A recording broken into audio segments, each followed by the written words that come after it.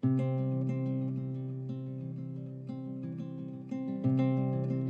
gente. Hoje nós começamos com uma rodada de bate-papo com temas específicos e normalmente esses temas eles vão ser temas voltados, temas relacionados com os grupos que estamos trabalhando no mês.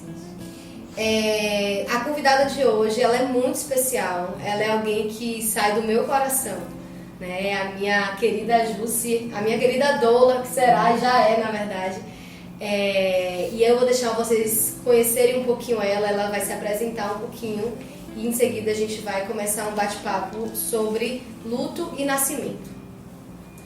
Bom, eu me chamo Jussi, né? Para quem ainda não me conhece, eu sou doula, hipnoterapeuta, trabalho com educação perinatal, né? E educação pré-natal, né? Ou seja, desde a pré-concepção ao pós-parto. E vivencio muito esses processos de luto, né? Dentro do processo do nascimento. Eu achei super interessante essa abordagem sua, porque a nossa tendência é fugir sempre do desconforto, do luto. E falar sobre o luto também é falar sobre vida. Então, me sinto muito honrada de estar aqui. Tenho certeza que vai ser um bate-papo bem legal. É o seguinte, esse vai ser um grupo de luto com temáticas independentes. Sim. Então, todo mês vai ter um tema de luto relacionado com algum outro assunto, né? Certo. O primeiro assunto, o primeiro tema foi o tema do nascimento, que eu escolhi, né, que a gente escolheu, por ser um tema, talvez por ser o tema que eu estou vivendo, Sim. mas também por ser um tema amplo que abrange uma série de questões. Então, assim, dentro disso, dentro do tempo do trabalho, a gente vai cuidar em grupo de maneira coletiva e também através de experiência vivencial do tema do luto e do nascimento. Seria muito para você aprender a lidar, né, com esse processo, entender que o luto existe Isso. e criar Dá ferramentas espaço, para lidar com esse processo, aceitando até de uma forma que seja natural, né? De uma forma Naturalizar mais esse luto sem ser uma problemática. Ou de, por exemplo, Mila falou bastante a gente falou do nosso nascimento. Ou de repente, dentro de uma experiência vivencial, você poder reviver questões sensorialmente e trazer depois, em seguida, uma organização para que você possa, ainda que não tenha vivido de maneira fluida no momento do parto, você possa renascer. Eu acho que é acessar terapeuticamente essa história e o quanto de renascimento e de morte, de conteúdo tem nessa história, mesmo que não tenha gestação acontecendo, nada. Eu acho que é válido para todas as para quem pessoas. Nasceu, né? Para quem vai parir, mas todo mundo nasceu. Nasceu. Exato. É para todo mundo. O nascimento ele conecta com a vida inteira se você não trabalha. Né? Não é um grupo de gestantes, muito Não, pelo contrário, que veio veio gestantes, mas que veio todas as pessoas que nunca tiveram a oportunidade de olhar para o nascimento como um momento significativo no processo de morte da vida. Né? Para o grupo de luto, já que eu escolhi o tema do nascimento e luto, a primeira ideia que me veio na cabeça foi você, por vários motivos. Primeiro porque você tem a oportunidade ao longo da gravidez, né, das mulheres, dos pais, né, porque não só da mulher, é legal a gente ampliar também, né, dos pais nesse processo de morte, das coisas que a gente... Eu fui me conectando muito também com o meu processo, né, das coisas que vão morrendo, das ideias que vão surgindo né, então me veio muito por isso e me vem também o viés de quando você começa esse processo com uma mãe e de repente ela perde. Porque assim, normalmente você deve ver menos isso, porque a galera chega já mais avançada. Eu que cheguei muito cedo, eu cheguei com 7 semanas. Assim, na verdade a gente vive menos porque não é tão comum, mesmo parecendo, apesar de ser muito, né, tipo, uma a cada 500. Mais ou menos, né? Então, assim, mas ainda não é uma coisa muito comum, né? Tipo, que o próprio Rodrigo fala, né? A gestação foi feita para dar certo, né? Isso é legal. Então, assim, a gente não tem essa coisa de ser tão corriqueiro. Então, não, realmente não é uma coisa que eu trabalho muito, mas já vivenciei algumas questões nesse sentido. Mas quando você falou sobre o luto do nascimento, eu achei super interessante, porque vai abordar algo que ninguém para perceber. que existe um luto dentro do nascimento, dentro da vida existe uma morte. Exato. E as pessoas não gostam nem de falar de morte na hora que a gente fala de nascimento, mas o nascimento é o primeiro luto. Exatamente, é isso que eu também estou querendo, porque para esse grupo eu quero deixar muito amplo, né? E aí porque senão você vai focar muito em quem dá perda gestacional, que é uma coisa que já abordam bastante. Sim. Mas ninguém aborda aquela mulher que se perdeu no caminho de uma gestação. E a própria experiência do nosso nascimento, né? Que vocês, trauma. Existe um trauma. Nossa primeira experiência é de perda na vida. Exatamente. Na vida. E dependendo, aqui, enquanto a gente meditava, eu estava muito pensando nisso aqui, dependendo de como isso é vivenciado, esse luto ele pode ser maior. E ele pode ficar engatilhado por muito tempo na vida da gente, né? Porque vai existir sempre uma lacuna. Exato. Sempre aquela lacuna ali. Então, assim, existe um processo de luto que muitas vezes não é acolhido. Porque o bebê chega, perde aquele lugar e vai para o vazio. Ele sai dali e vai para um berçário. Ele sai dali e não recebe o aconchego da mãe, não consegue ouvir a voz da mãe, entender que é um luto, mas que tem uma vida após aquilo ali. E algumas mulheres passam por processos assim, em que o nascimento foi mais traumático por uma razão ou por outra. E esse bebê, ele chega em casa chorando horrores e ninguém sabe por quê, por exemplo. Eu me lembrei muito da minha história. Né? Que minha mãe, quando ela me teve com 17 anos, então a médica achou que vamos dar uma anestesia para ela, uma analgesia para ela não sofrer muito e tal. E aí começa a ser anestesiando, né? Exatamente. Só que aconteceu o quê? Naquela época, acho que essas anestesias eu não tinha tanto controle assim, de quantidade, porque minha mãe apagou no parto. Então eu nasci sem a minha mãe. Eu não sei nem como foi que eu nasci. Eu acho que e aí, Mila, a escolha da profissão, né? Exato. De você se refazer dessa história. Exato. E pense como foi pra mim quando a minha filha veio pra morar aqui em mim. Que, na verdade, quando isso aconteceu, a única coisa que eu falava pra minha doula o tempo todo eu preciso abraçar minha filha quando ela nascer. Era a única coisa. Enquanto você abraçando eu não sabia, não conhecia essa história, não tinha perguntado à minha mãe nunca como tinha sido a história do meu nascimento. Ela só me encorajava a ter parto normal, não, minha filha, tive esse parto normal, tal, não sei o quê. Mas eu ficava só dizendo assim pra minha doula: essa foto eu preciso que você tire. Essa, por favor, tire uma foto eu abraçando a minha filha. Isso era muito, muito forte, assim. E aí eu fui inventar de perguntar, né? Foi importante isso. Eu perguntei a minha mãe, foi quando ela me contou que isso aconteceu. E quando ela acordou desesperada. Cadê minha filha? Cadê minha filha? Né? E aí, ela, calma, sua filha tá aqui e tal. Aí me trouxe pronta, mas entenda que, tipo, eu não imaginava o quanto isso mexia comigo. Mesmo depois de descobrir, né, tipo, o que aconteceu. Na época eu também não tinha essa ideia de que preciso trabalhar isso aqui, preciso ir para uma terapia, sabe? Tipo, era uma coisa que não tinha esse despertar ainda em mim. E eu fui pro meu parto, e quando eu fui pro meu parto, algumas coisas aconteceram que estavam extremamente conectadas a isso. Além dos meus medos, né, relacionados, que hoje eu trabalho muito com os medos justamente para virar essas chaves antes, existia ali uma lealdade invisível. Eu acabei repetindo a história de uma forma diferente, mas repeti. Tinham 2 acordos familiares que eu tinha feito. Um eu tinha consciência, o outro não.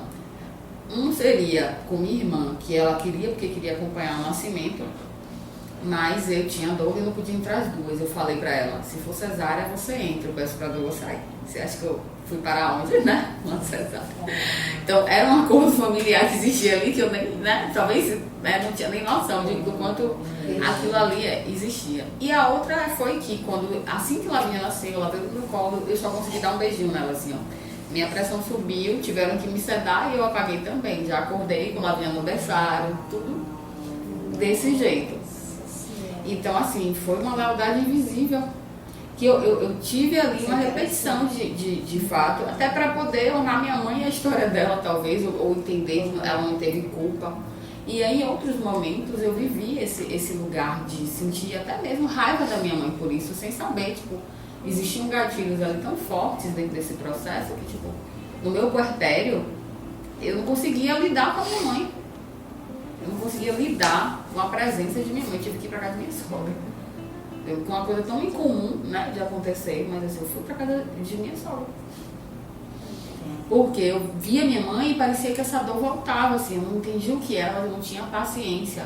Ela olhava pra mim com uma cara assim de dó também, né, por tudo que eu tinha vivido, não me deixava com aquela sensação de ó, tá tudo bem, tudo. Não, ela me olhava e eu sentia a dor dela, isso me doía mais ainda, né.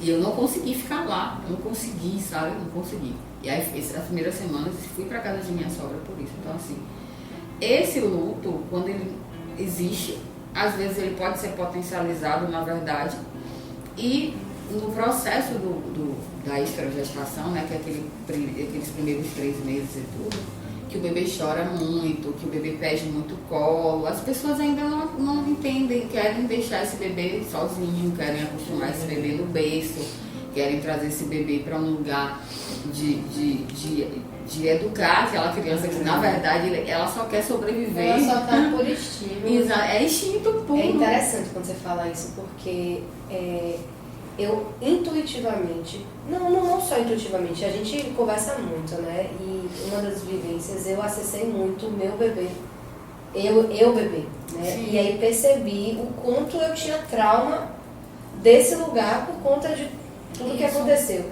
E aí eu acabei escolhendo começar o trabalho com o Nai, com o Jussi, numa época que normalmente as grávidas não entram. Sim. Tanto é que a gente nem foi logo para preparação mental, a gente foi fazer uma série de outros atendimentos para eu me conectar com o bebê, porque como se... E o quanto o autoconhecimento e a autoobservação vai ajudando. Isso.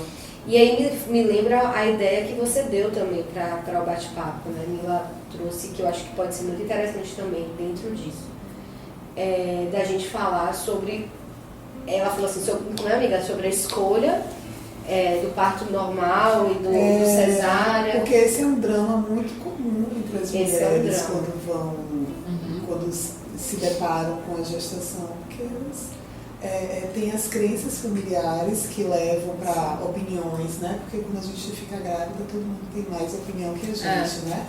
Eu acho muito legal a gente poder falar disso, porque certa vez eu li um artigo falando sobre filhos prematuros. Era assim, é um capítulo de um livro de luto, inclusive. Filhos prematuros, mães prematuras.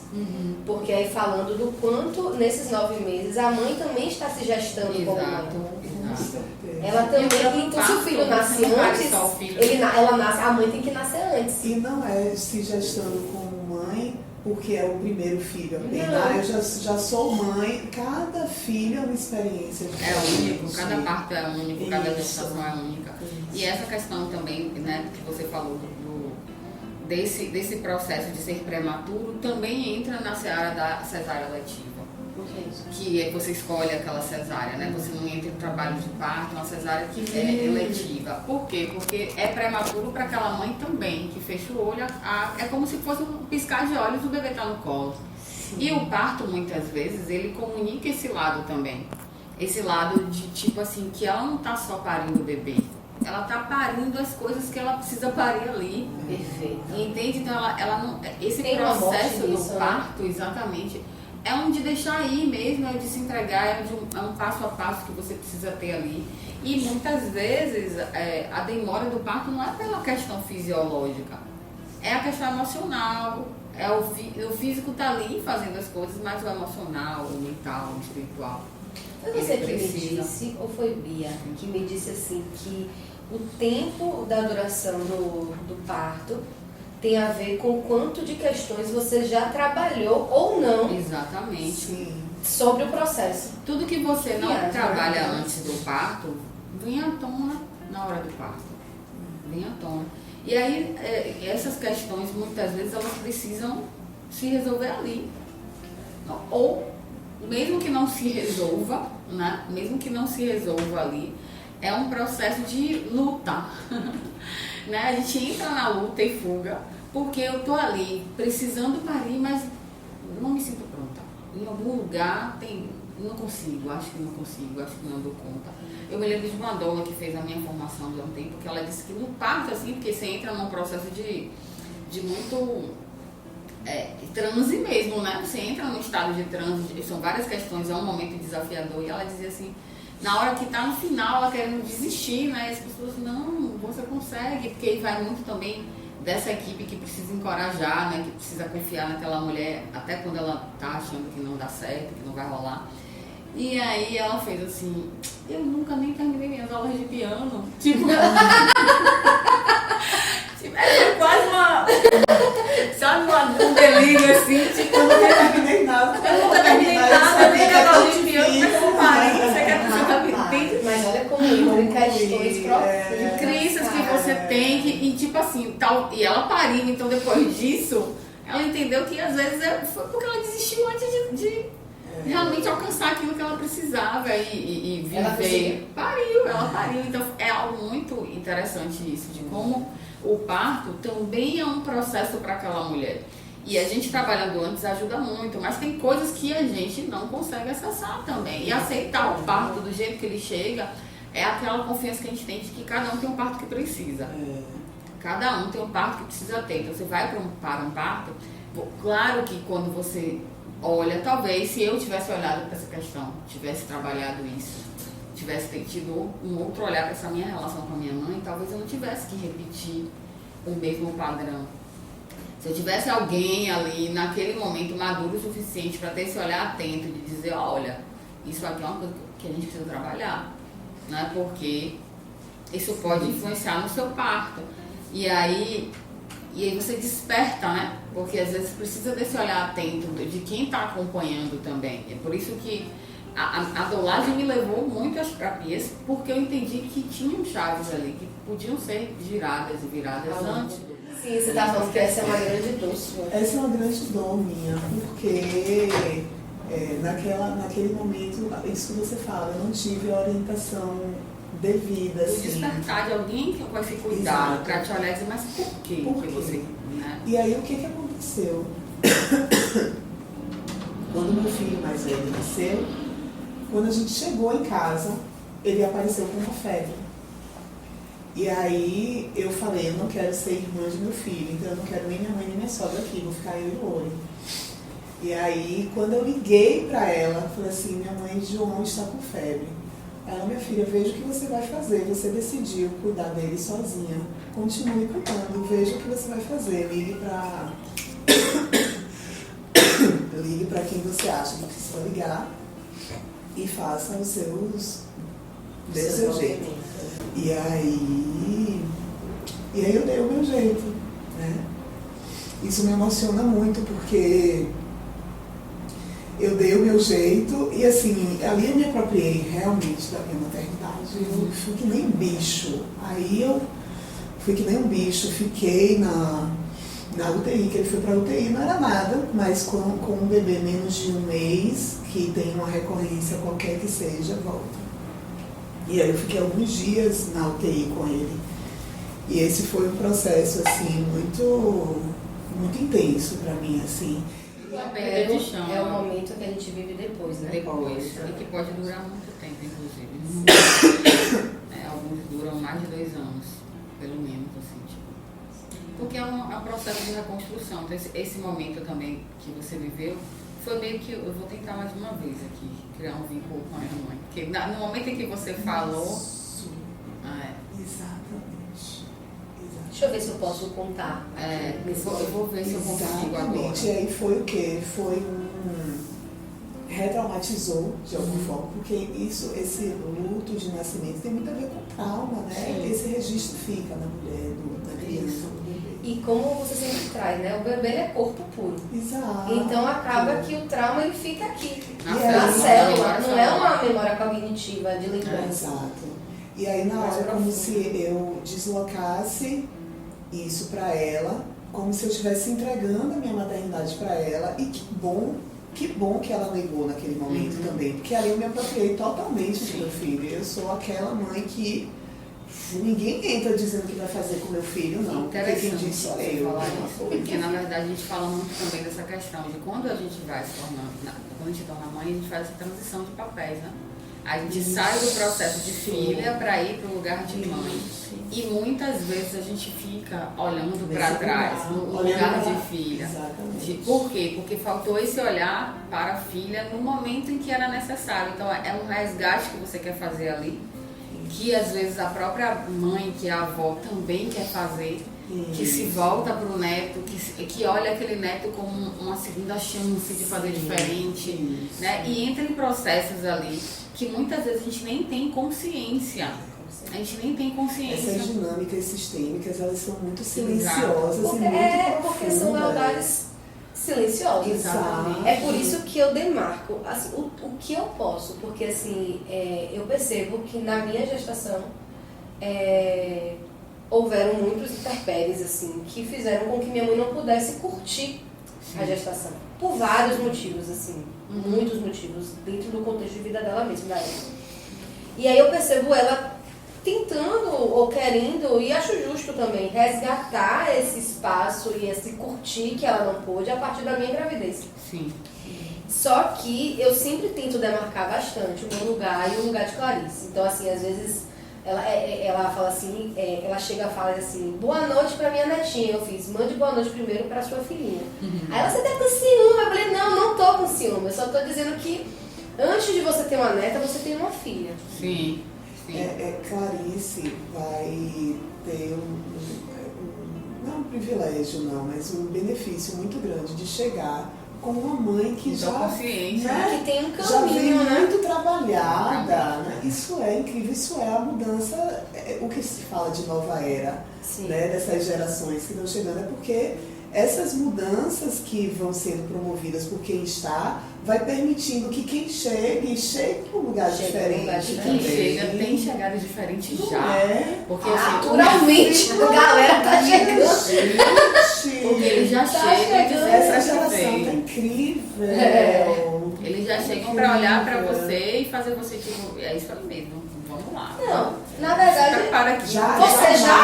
seus filhos já são dessa geração, Mila. Não, eles já olham, assim, antigamente nascia de olho fechado, hoje em dia já nasce assim, ó. Te encarando e te tirando todo te deixando nu ali naquele momento, literalmente. Mamando tá ali, ó. Olhando, tá sugando leite, tá olhando, gente. É incrível, é um momento mágico. Mas esse olhar para o luto, né, ele é muito importante. As pessoas fogem do luto. Elas fogem, a sociedade ensinou a gente a se esconder das dores, né, a não olhar para as dores. E o luto, ele vem nesse lugar de que precisa ser vivido. Né? O luto precisa ser vivido e as pessoas, elas querem ser produtivas, elas querem sair, elas querem... Exato. Ela quer não ter o problema, ela quer ter uma boa performance. Tipo, tô lidando bem com isso. Exato. Aí, tipo, e tá tudo lá guardado. Né? Até isso é exigido de um bebê, muitas vezes. Exatamente. Porque assim, tem bebês, por exemplo, no caso no meu caso, minha mãe disse que eu chorei durante 3 meses, direto. Era choro dela ir na médica e dizer, minha filha tem algum problema, não é possível, ela chora o tempo todo. É claro que eu tinha que chorar, eu não sabia o que estava acontecendo comigo ali. Eu vivi um processo de trauma que foi muito forte dentro do contexto, né? Eu não fui acolhida no meu nascimento. E eu estava realmente querendo voltar. Eu acho que eu nem queria viver também, como você fala, né? Dessa sensação. Eu não estava preparada para nascer. Eu acredito que tem um pouco disso também, assim, né? Desse gatilho, assim, tipo, eu tive que lutar para nascer. Eu tive que lutar para nascer sozinha ali, né? Eu nasci só. Imagina um parto normal com a mulher apagada. Sem conseguir fazer uma força. Eu não sei nem como que isso aconteceu. Mas não foi normal você? Foi normal. E foi ela normal. apagada. E ela apagada. Sim. Eles devem ter feito várias manobras, várias coisas, né? Pra, tipo, acontecer o parto. Devia já estar no final. Provavelmente foi alguma coisa mais assim, tipo um parto instrumentalizado, eu diria, né? Deve ter sido uma analgesia muito perto do momento do nascimento também. Eu sei que minha mãe não me viu nascer. Minha mãe não me viu nascer. Isso é tão forte, né? E aí, assim, eu fiquei sozinha nas mãos de pessoas ali que... Eu nem conhecia, nem sabia. Na época que você nasceu, que a gente nasceu, a gente saía do colo da mãe, ficava pouco. E ia direto para fazer uma série de procedimentos. Hoje já é um pouco diferente. Porque assim, eu não nasci no meu tempo, provavelmente eu fui empurrada, né? Devem ter empurrado a barriga de minha mãe, devem ter usado por longo do a processo. mulher Ela perdeu tava, o tempo dela, o bebê também perde a oportunidade. A guardiã daquele tempo exatamente. perdeu a possibilidade de cuidar desse tempo. Então, vai Faz ser o tempo sentido. da equipe. Faz sentido a gente pensar que o nascimento, em algum nível, é um trabalho de equipe. Não, claro, tem os apoiadores, né, que é a equipe profissional mesmo, o pai, que eu acho importante estar nesse momento quando possível, ou alguém, né, cuidando dessa mãe, mas assim, faz sentido a gente pensar que é um trabalho de equipe entre a mãe e o filho, porque a mãe precisa criar toda aquela estrutura, mas o bebê também precisa fazer o esforço para nascer. Sim, somos dois. Precisa querer nascer. Bertrand Helling fala, né, que o êxito na vida, o êxito do nascer indica o êxito na vida. Na constelação ele fala muito sobre isso. E é um trabalho dos dois mesmo. O bebê precisa se posicionar, querer nascer. Já, assim, é uma coisa que às vezes o corpo faz tudo, mas o bebê... E vai depender muito de como essa mulher entra nesse trabalho em equipe, né?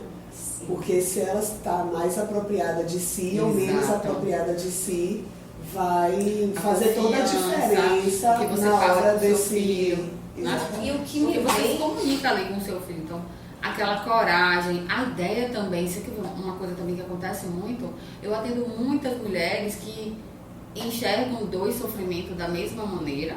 E enxergam o parto como algo sofrido, mesmo querendo um parto normal, mas enxergam como algo sofrido e enxergam que eles precisam passar por isso porque a mãe dela sofreu no parto.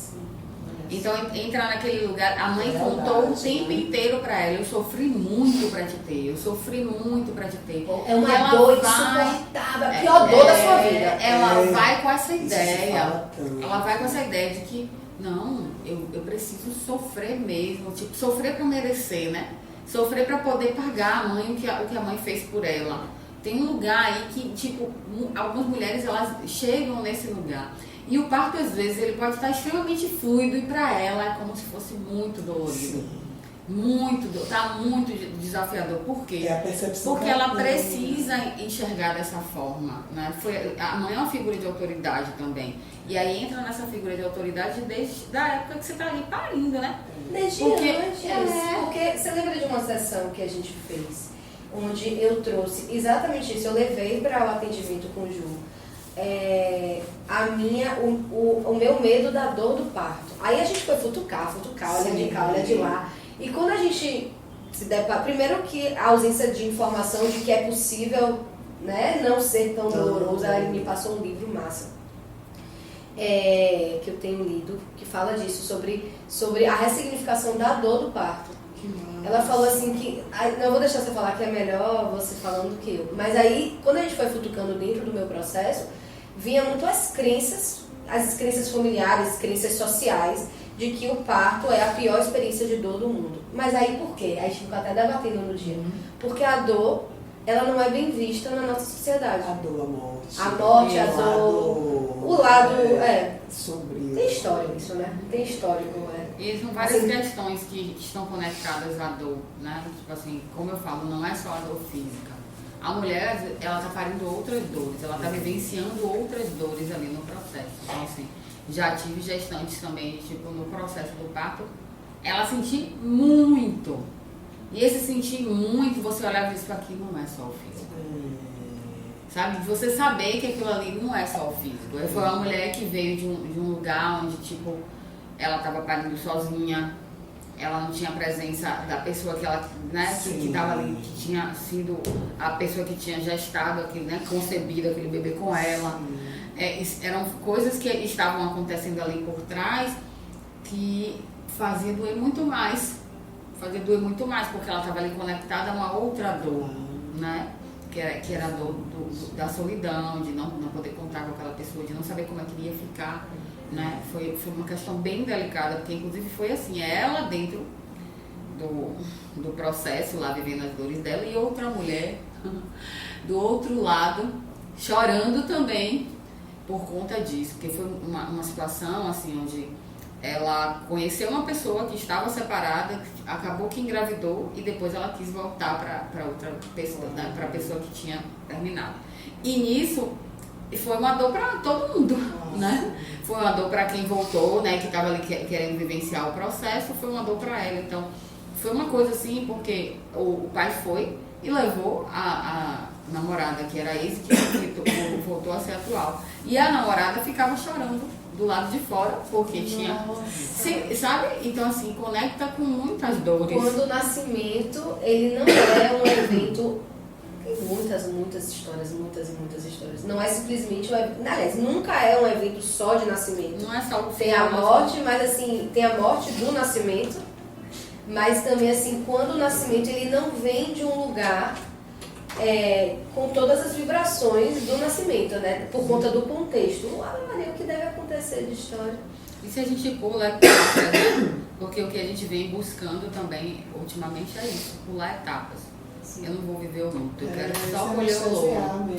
Aí eu lembro muito da questão que tem muito essa visão do trigo, né? Que para virar pão, ele precisa morrer, né?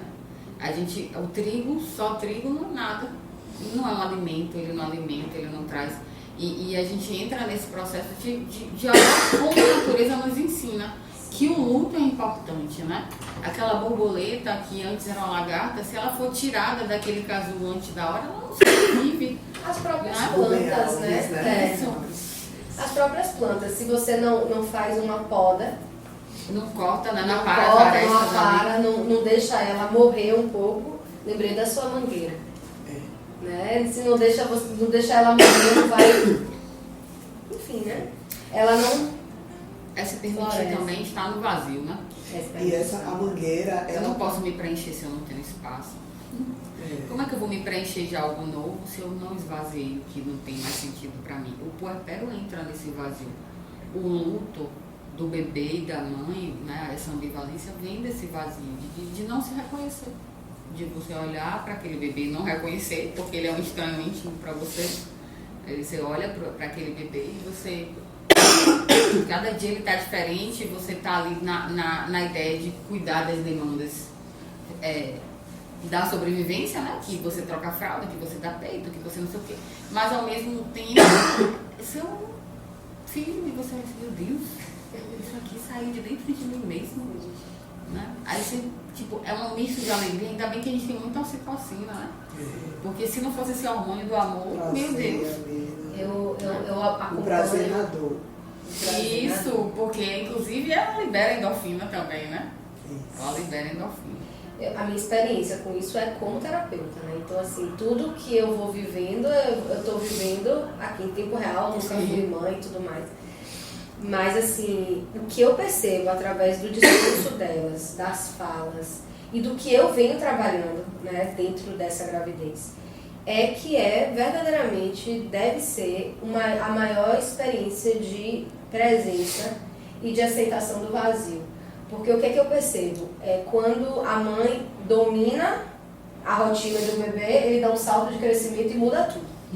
E aí você precisa ter a resiliência de compreender que você vai precisar morrer, matar todas aquelas estratégias que você tinha criado e começar do zero em tempo real, porque não tem preparação para isso, né? É tudo acontecendo o tempo inteiro. E então, depende da conexão desses dois seres. Desses dois seres. De você perceber perceber as interferências, né, dentro desse processo.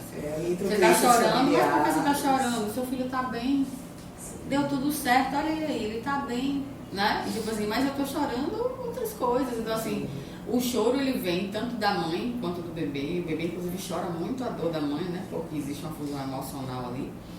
E as pessoas querem simplesmente que ela entenda que é só trocar fralda, botar pra dormir e arrotar e mamar e pronto. E é isso aí que precisa ser feito. Né? Mas eu vejo muito que a crença, né, desse processo, né, de você acreditar no processo, é o que facilita. Sim. Quanto mais você nega o luto, mais desafiador ele fica de ser vivenciado. Uma vez eu escutei uma frase, escutei não, né? Li uma frase. Um pouquinho, que eu vi muita tosse. uma frase que dizia assim, que o luto é um luto com vazio, e o vazio é um espaço de fecundidade. Olha Porque que ninguém constrói nada em terreno cheio.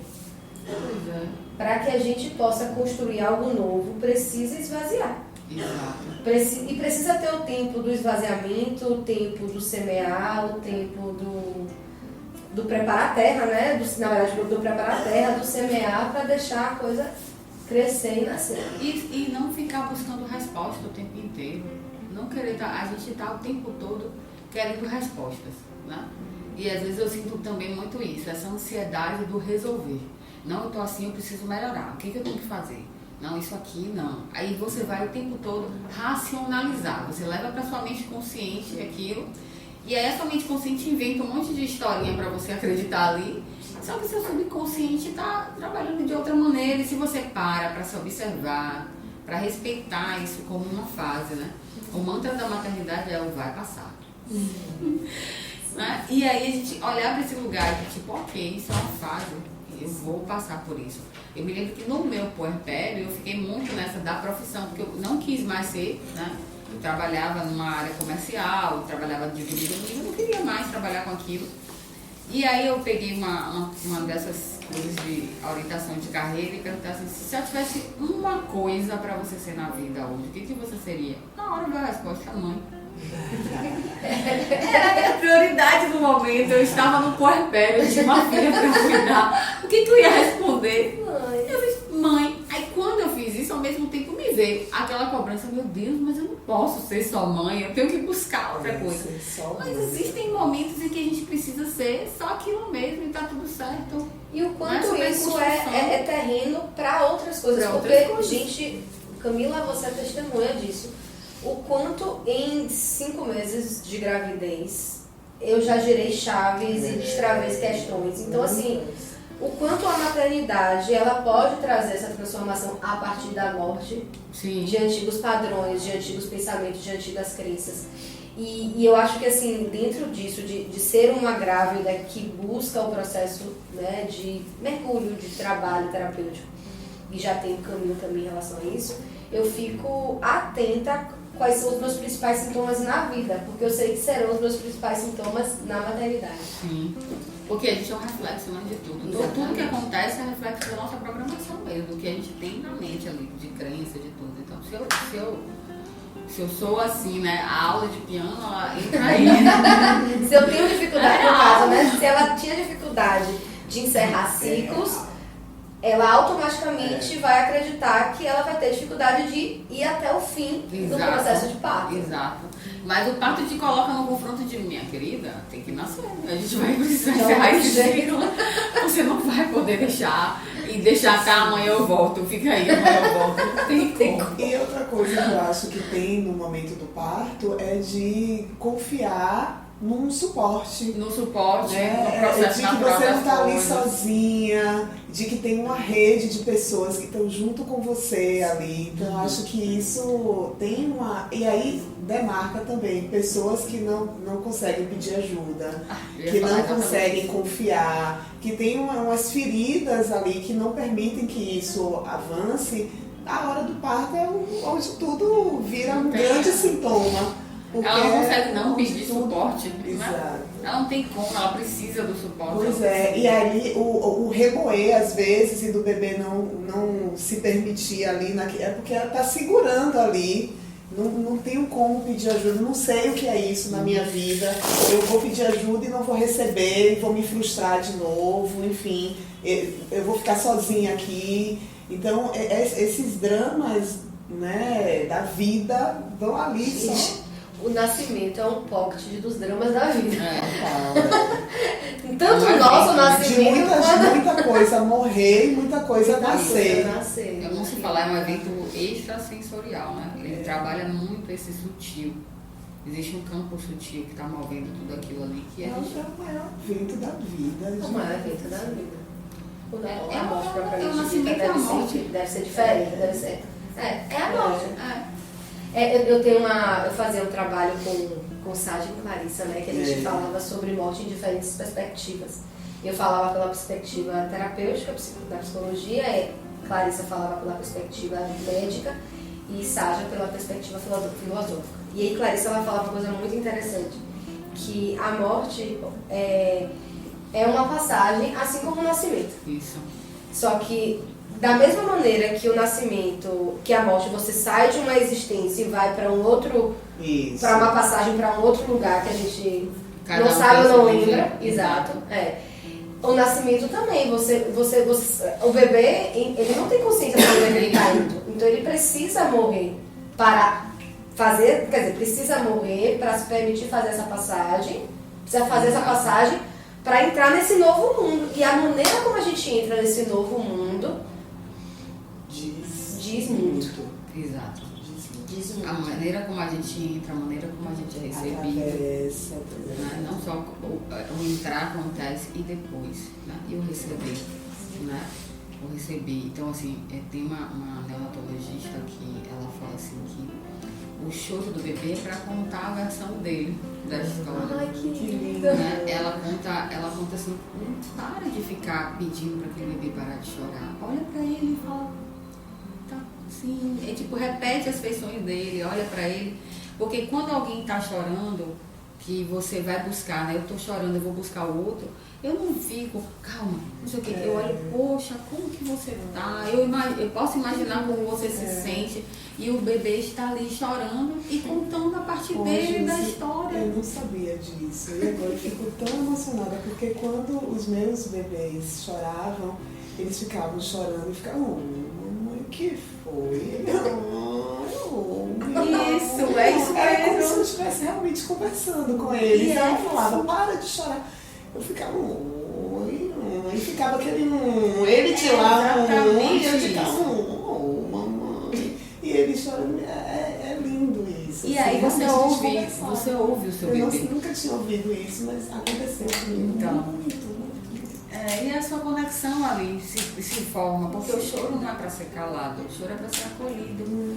E a mãe entra num processo de desespero de calar o choro, porque ela acha que ela só está cuidando bem daquele bebê se ele não chorar, se ele for aquele bebê quietinho. Mas também tem um detalhe. Dor, choro, morte, todas essas coisas incomodam. E aí o que acontece? A gente vive, acho que hoje está se quebrando isso, eu imagino que você deva ver muito. Mas por muito tempo rolou uma romantização da maternidade. Né? Eu acho engraçado que eu falo isso, que nos filmes os bebês são tão quietinhos. São as pumas. Séries de eu imagino quantas vezes eu teve que gravar aquela cena pra ele ficar tão quietinho. E eu sempre falo, um filho meu nunca participaria de um negócio desse, porque deve anestesiar o menino pra ficar quietinho, o quanto deve invadir aquele bebê pra ele fazer parte daquele cenário, tudo que ele faz de conta, né? Mas é isso, então assim, rolava, porque eu acho que isso, eu percebo isso em transformação, essa romantização. E é interessante porque a gente está aqui conversando sobre luto, sobre dor, sobre morte, sobre renascimento, sobre as dificuldades, os desafios, sobre... Enfim, e não é de uma maneira... Eu não vejo de uma maneira romantizada, eu vejo de uma maneira assim, é isso aqui que acontece, é real. Sabe? Agora, existem ferramentas, você sempre me diz isso, existem ferramentas para lidar com isso. E o suporte, a rede de apoio é uma das ferramentas. Mas a pergunta, e quando não tem suporte e rede de apoio?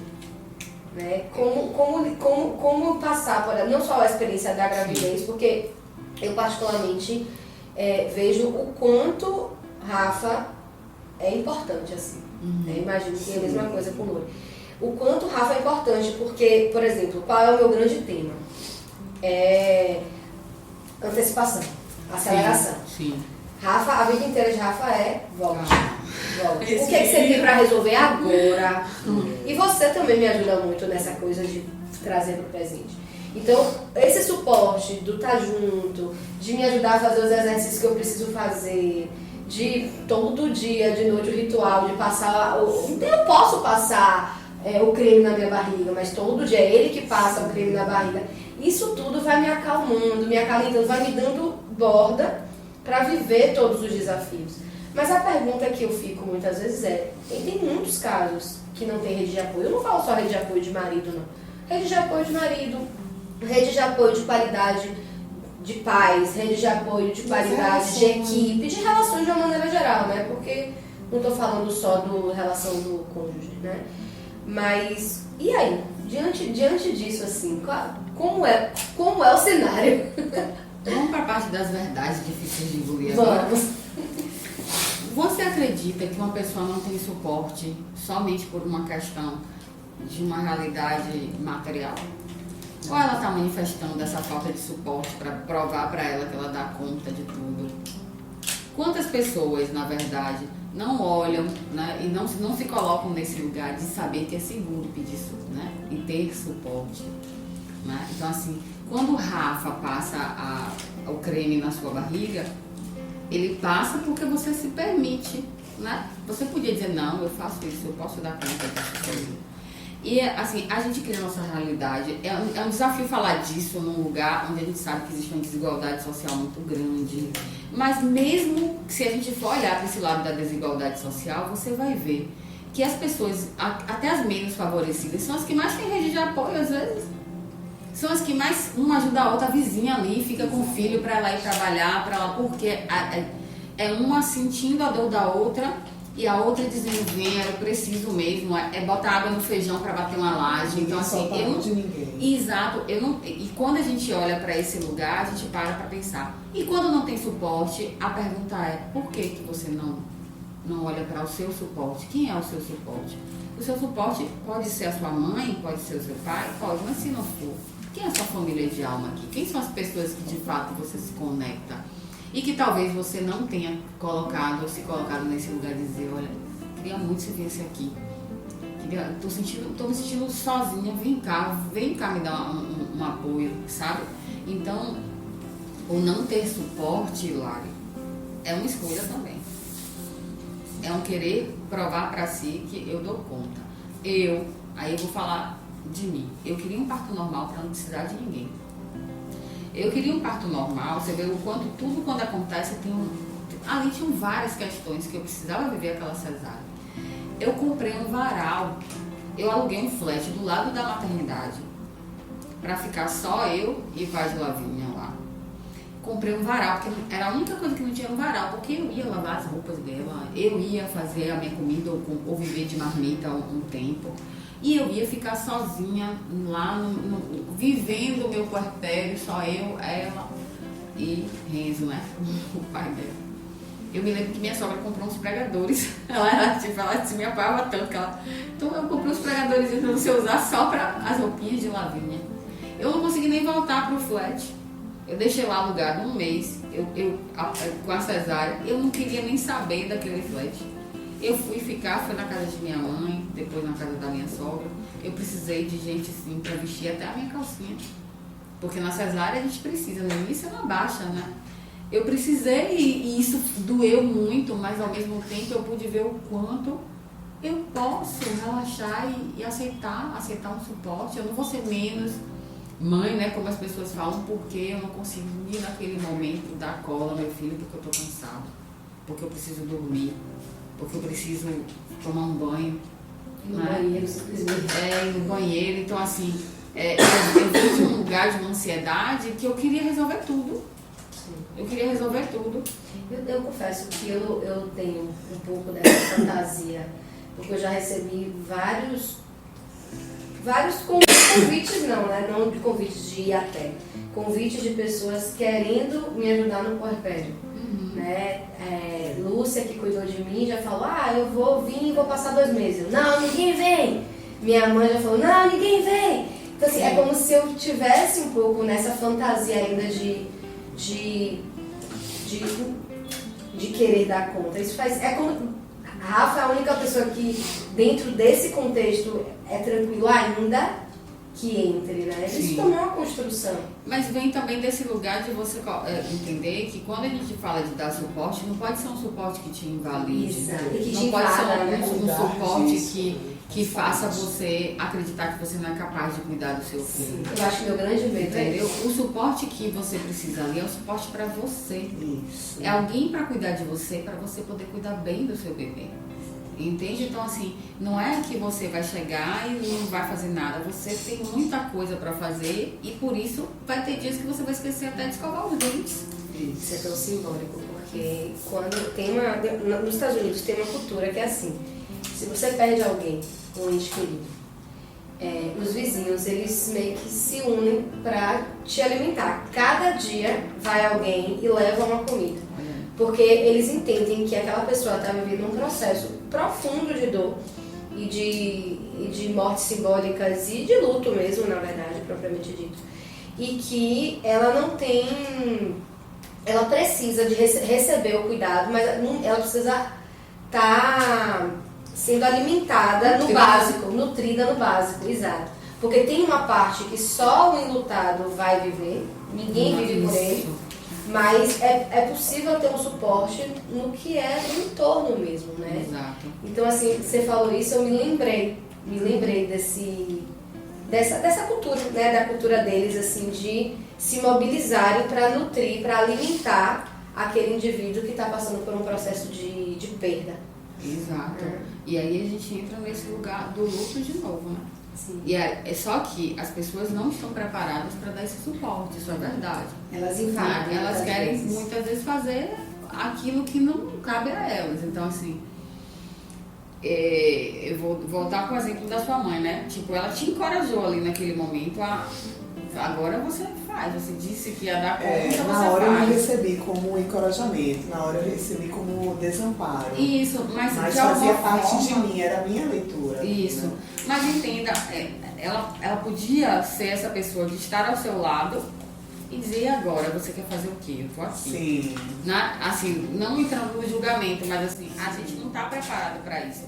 Quando a gente fala para vários familiares, olha gente, no dia do nascimento eu não vou avisar, porque eu quero viver isso. Todo mundo acha que é tipo assim uma traição. As pessoas vão para um lugar de se conectar com as suas dores lá, que não entendem mesmo assim, que tipo, não é isso, eu quero viver esse momento só eu e meu marido, meu companheiro e tal. E tem muito esse lugar também de que o outro não entende que dar suporte não é fazer o que ela acha que ela precisa fazer, é se colocar disponível para ajudar no que o outro quer, no que o outro sente que precisa. Nos primeiros dias do banho de Lavínia, eu tive medo de dar, porque como eu via alguém dando ali na enfermagem, né, na enfermaria ela dando, e eu fiquei, tipo, eu não vou conseguir dar banho assim, porque era de um jeito que... E minha irmã, que tipo, era enfermeira, mas nunca tinha tido filho nem nada, saía de onde ela estava para ir lá só para me ajudar e acompanhar esse processo do banho, né? Mas teve um dia que ela não pôde ir porque ela tinha uma prova e eu tive que, tipo, chamei outra pessoa para fazer isso, só que aquela outra pessoa não era a pessoa que eu queria que desse banho minha filha. Eu sei que em 2 tempos eu já estava com Lavinha na banheira, dando o banho dela, do meu jeito, resolvendo, então eu olho muito para esse lugar, assim, tipo, não, eu não consigo dar banho.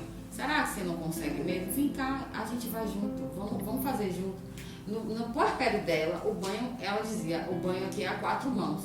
Era ela e o marido, um segurando, o outro passando o sabonete e tal. Então os 2 juntos ali vivenciando, né? Aquele processo do pós-parto, do puerpério, o início, precisa muito estar com o marido perto.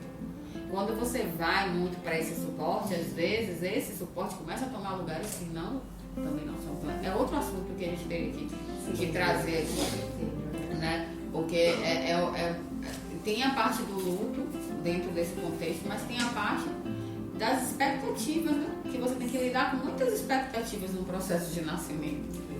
Né? Mas o processo de luto gera também expectativa, né? Gera expectativa não. Porque a maior experiência de impotência que a gente vive na vida é quando a gente não sabe quando a gente vai parar de chorar, é quando a gente não sabe quando a gente vai ter novos planos, ter novas perspectivas, é quando a gente não sabe se o que eu fazia ou se quem eu era continuará sendo. Então, é absolutamente, além de uma experiência de vazio, é absolutamente uma experiência de não saber. Sem controle, e a gente não sabe não saber. A questão de estar sempre procurando respostas. Exato. E certezas. Não aceita. Respostas e certezas. Então, em resumo, o nascimento, tanto para o bebê quanto para a mãe e para quem cuida. E também o processo de luto, seja de que luto a gente esteja falando, são processos onde o não saber, ele é o grande companheiro. O aprendendo, o gerúndio é o grande companheiro, né? Fazendo. E olhando assim dentro dessa perspectiva, a gente se percebe num lugar de estar anestesiado porque o luto está presente o tempo inteiro. Eu não sou mais a mesma de ontem. Né? O rio não passa pelo mesmo, né, lugar, da mesma forma nunca. Então, assim, a única coisa que a gente tem mesmo é o aqui, é o agora. E a gente não tem essa perspectiva quando não entra nesse processo da morte, do nascimento. Porque é nessa hora que a gente lembra que a gente não tem controle das coisas. Mas a gente não tem controle nunca. A gente não tem controle. E aceitar que a gente não tem controle. A busca constante por ter o controle. Isso. E a frustração de não ter, e aí vem as doenças, a ansiedade, Exato. depressão. Mas também, se você parar para pensar, seja em que área que a gente esteja falando, nós somos criados para ter potência, para ter controle, para todas as áreas, não só de trabalho, mas desde pequeno a gente vai criando. E aí a gente se depara para uma experiência que é tão natural, não é normalizada, não estou normalizando o luto, estou naturalizando porque é algo natural. Sim. E aí é uma situação de ausência absoluta de controle, a gente vai pirando a batatinha. É cultural. É cultural, absolutamente cultural. Exatamente. E aí é muito isso mesmo, assim, de tipo, você olhar e ao invés de querer controlar, aprender a desfrutar. Se a gente soubesse o quanto é importante a gente desfrutar, assim, todo dia, eu queria muito, ainda quero chegar nesse lugar de todos os dias eu acordar com os olhos, hoje eu vou aproveitar, sabe? Hoje eu vou viver. Você Lari, todas as grávidas que escutam agora esse podcast, desfrute. Aproveite, é tão bom, sabe? Olha, a parte desafiadora ela vai existir sim. Vai ter dia de choro, vai ter dia de desconforto, mas desfrutar da vida. A gente nasceu para desfrutar da vida. A gente não nasceu para ficar o tempo todo pensando no que vai fazer amanhã, não, gente. O dia de hoje já tem tanta coisa. A Bíblia fala isso, que é um lugar onde a gente, tipo, se a gente vai buscar, tem um monte de coisa lá na Bíblia, que é um lugar de sabedoria, né? Dos homens ali. Dê conta do dia de hoje, porque o dia de hoje já é muito para você. E é o dia de hoje que constrói, né, o que você vai ser amanhã e tudo. Mas tem coisas aí que vai chegar e se chegou, ok, vamos receber. Desfrutar as mortes que vão acontecendo com a certeza de que a vida vai chegar, né? Como a noite, com a certeza de que o sol vai surgir. Eu lembro muito do Rei Leão agora, o ciclo sem fim, né? Que é um ciclo sem fim. A gente está o tempo inteiro ali num ciclo sem fim. E me lembra de novo, hoje Sádia tá aqui em algum lugar, porque eu tô lembrando dele o tempo inteiro. Que ele tinha uma pergunta que era muito interessante, que ele falava assim, o que você está fazendo com a sua única vida? E aí ele trazia para uma proposta de falar assim, se fala muito de vida após a morte, mas você já olhou para a vida antes da morte? Pois é. Né? Então, a morte, a verdade é que se for uma experiência bem vivida, ela é uma experiência de renascimento. Porque a gente começa a olhar mesmo para o tempo que nos resta. Sejam dias, meses, anos, um século e o que for, sabe? E tem gente que acha, tipo assim, eu estou numa iminência de morte. Mas tá todo mundo nessa iminência de morte. Né? E o que a gente pode realmente deixar aqui nesse ciclo sem fim? Esse pedacinho da gente no mundo, né? As pessoas que a gente transforma, as plantas, as sementinhas que a gente planta. É isso que faz a gente experimentar do eterno, né? Sim. Imagine, talvez um dia pessoas, né, a gente velhinha e vai ter alguém escutando isso aqui. Né?